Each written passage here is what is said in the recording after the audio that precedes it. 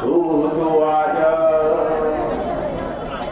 उद्यापन विधिं कर्तुम् अशक्तो यो व्रते स्थितः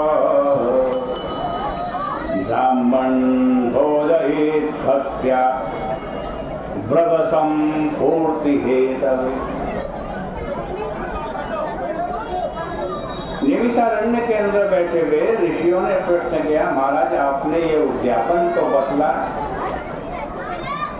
इसमें बहुत सारी चीजें बताई, सोना चांदी भी बतला, और किसी के पास सामर्थ्य नहीं है इतना खर्च करने के, तो क्या करें? तो जी कह रहे हैं उसका भी एक विधान है।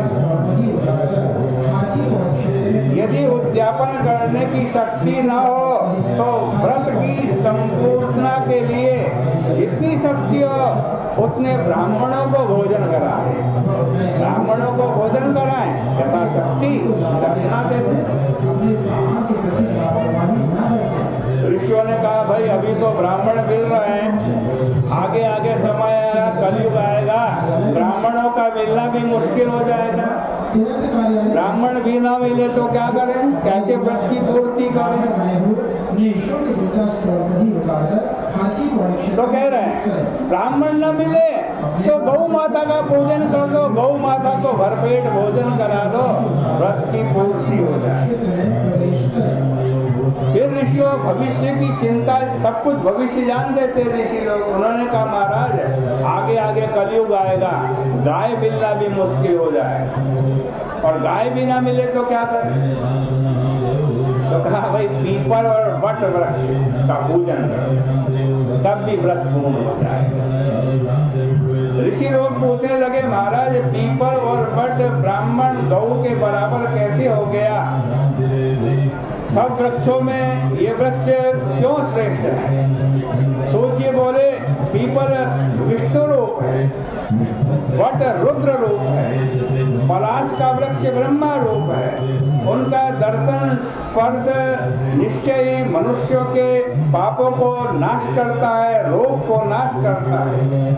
ऋषियों ने फिर पूछा महाराज ब्रह्मा विष्णु रुद्र वृक्षत्व को कैसे प्राप्त हो गए? सूत जी बतला रहे हैं। एक समय तारकासुर नाम का एक राक्षस था, उसने बड़ी कठिन तपस्या की। ब्रह्मा जी को प्रसन्न होकर के आना पड़ा। देखो आप यदि भगवान की भक्ति करोगे, तपस्या करोगे तो देवताओं को आना पड़ेगा, चाहे न आए, आना चाहे तब भी आना पड़ेगा। राक्षस तप कर रहा है, कठोर तप कर रहा है, बड़ा कठिन तपस्या करी, ब्रह्मा जी को आना पड़ा। ब्रह्मा जी ने कहा बेटा वरदान मांगो। बड़ा चालाक, उसने पहले कहा कि मैं अमर हो जाऊं। ब्रह्मा जी ने कहा अमर तो मैं भी नहीं हूँ, ऐसा वरदान तो नहीं दे सकता। फिर उसने चालाकी की, उसको पता था भगवान शिव की जो शक्ति है वो दक्ष के यज्ञ में सती हो चुकी है, तो वरदान मांग लिया मेरी मृत्यु हो तो शंकर जी के पुत्र से हो, क्योंकि शंकर जी की पत्नी नहीं है तो पुत्र नहीं होगा, फिर मैं मरूंगा। ब्रह्मा जी को वरदान तो देना ही था, क्योंकि कठोर तपस्या की थी तथा और वरदान पाकर मतवाला बन गया।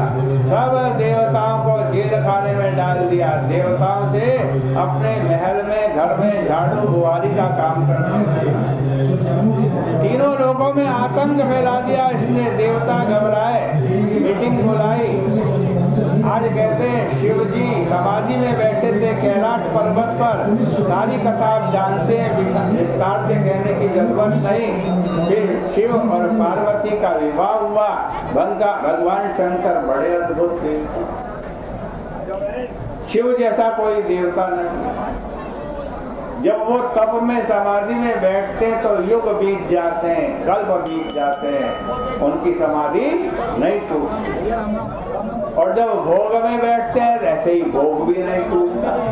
बताओ कोई देवता ऐसा है जो अर्धनारीश्वर हो, आधा नारी आधा पुरुष? वो शंकर जी। विवाह के बाद शिव जी कैलाश पर्वत पर आज पार्वती जी के साथ प्रणय विहार कर रहे हैं।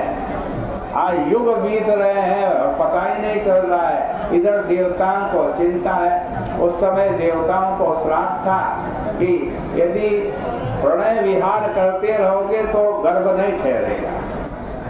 और शिव और पार्वती प्रणय विहार में बैठे हुए हैं, गर्भ ठहर नहीं रहा है। देवताओं ने मीटिंग की, नारद जी को भेजा, कहा कि तुम भगवान शंकर को जाकर ज्ञान चर्चा में उलझाओ, वो पार्वती जी से अलग हो, फिर पार्वती जी के गर्भ होगा, फिर उनका बेटा होगा और फिर हमारा काम बनेगा, वो तारकासुर को मारेगा। नारद जी पहुंच गए वहां पर।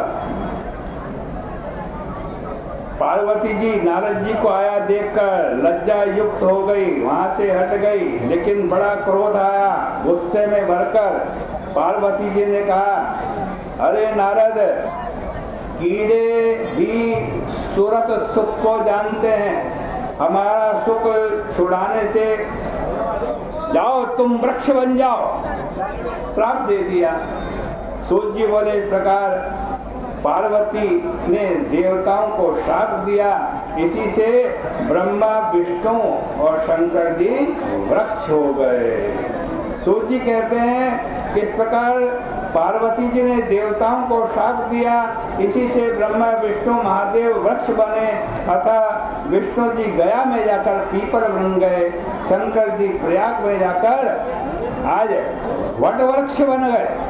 ऋषि पूछने लगे, महाराज एक बात और बताओ, रविवार के दिन पीपल का स्पर्श नहीं होता और शनिवार को अवश्य करना चाहिए, इसका क्या कारण?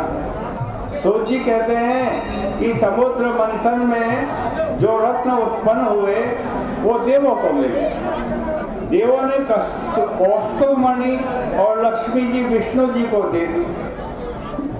जब विष्णु जी ने लक्ष्मी को लिया, लक्ष्मी नारायण भगवान का विवाह होने वाला था। लक्ष्मी ने कहा, महाराज हमारा विवाह बाद में होगा, मेरी बड़ी बहन बैठी है, पहले उसका विवाह होना चाहिए। भगवान ने सोचा, भाई जैसी सुंदरी लक्ष्मी है वैसी सुंदरी इसकी बहन भी होगी, कौन मना करेगा लक्ष्मी जी की बड़ी बहन से विवाह करने के लिए। आज कहते हैं का बुलाओ अपनी बहन को, और लक्ष्मी जी ने अपनी बड़ी बहन को बनाया जिसका नाम दरिद्रा है, ज्येष्ठा है। विष्णु भगवान ने देखा दरिद्रा को, आज दरिद्रा का बड़ा भारी मुख, न्योले के समान वदन, लाल लाल नेत्र, रूखे और लाल बाल, बिल्कुल काली कराली लग रही है। अब विष्णु भगवान सोच में पड़ गए कि भाई इससे कौन विवाह करेगा। सुंदरी होती लक्ष्मी जैसी तो बहुत सारे देवता तैयार हो जाते। फिर सोचने लगे, भाई मेरे भक्त ऐसे हैं कि मैं उनको दरिद्रता भी दूं तो वो भी स्वीकार कर लें। अपने एक भक्त उद्दालक ऋषि को याद किया।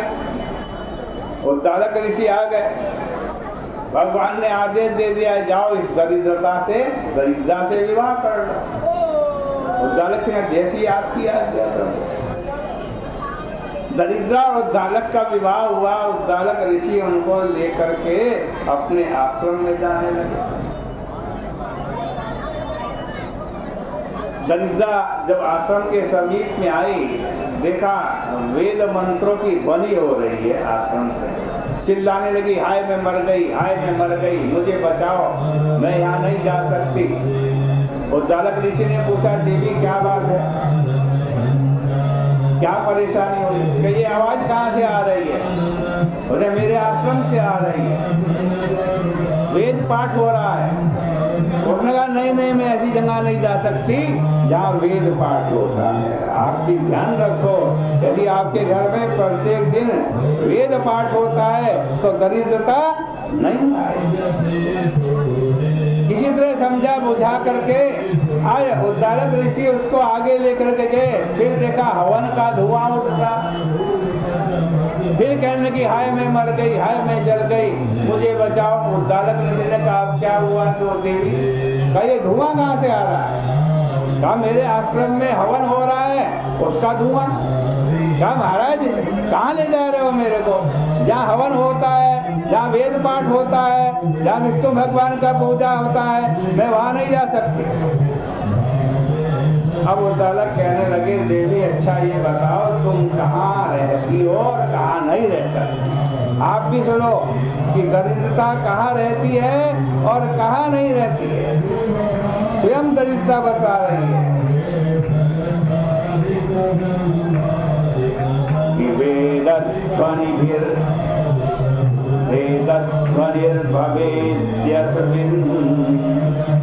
अतिथीनां च भोजनं यज्ञदानादिकं चापि नैव तत्र वसाम्यहम्। बता रही है जहाँ वेद ध्वनि होती है, जहाँ अतिथियों का पूजन होता है, जहाँ यज्ञ होता है, दान होता है, मैं वहाँ नहीं रह सकती। और भी बता रही है उत्तमा नीति कुशला धर्मयुक्ता प्रियंबला गुरुदेवार्चनं यत्र तत्रैव न वसाम्यहम्। यहाँ पर उत्तम नीति कुशल धर्मयुक्त प्रिय वचन बोलने वाले गुरु देव का अर्चन करने वाले जहाँ जहाँ रहते हैं मैं वहाँ नहीं रह सकती। अब उद्दालक ऋषि ने कहा अच्छा देवी ये बताओ तुम कहाँ रहती हो? तो बता रही हैं कि गुरोर्दाररता यत्र परद्रव्यान्यपहारिणः परधाररताश्चापि तत्र स्थाने रतिर्मम। सुनिए क्या कह रही है, ध्यान दीजिए। जहाँ गुरु की स्त्री में रत लोग रहते हैं, दूसरे का द्रव्य लेने वाले जो लोग जहाँ रहते हैं, दूसरे की स्त्री के साथ प्रसंग करने वाले जहाँ रहते हैं, माँ मैं खुशी से रहती हूँ। जहाँ वृद्धों का, सज्जनों का, ब्राह्मणों का अपमान होता है, जहाँ कठोर वचन बोले जाते हैं, मैं वहाँ रहती हूँ। अब उद्दालक ऋषि बड़े परेशान, फिर भी किसी से तरीके से बहला फुसला करके उसको अपने घर पे ले गए और सोचा कि चलो आपका 2-4 दिन में ठीक हो जाए।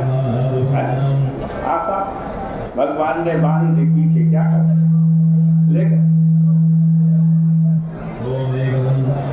रात को सोते हुए कहा देवी मैं सुबह संध्या वंदन अग्निहोत्र करता हूँ, मेरे संध्या वंदन के बर्तन मांज देना, मेरे यज्ञ कुंड को साफ कर देना।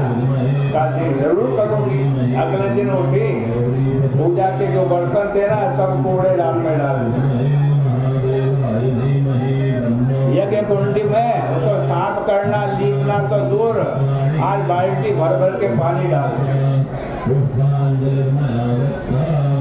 उद्दालक ऋषि जैसा जैसा कहते उसका उल्टा उल्टा दरिद्रा करती रही।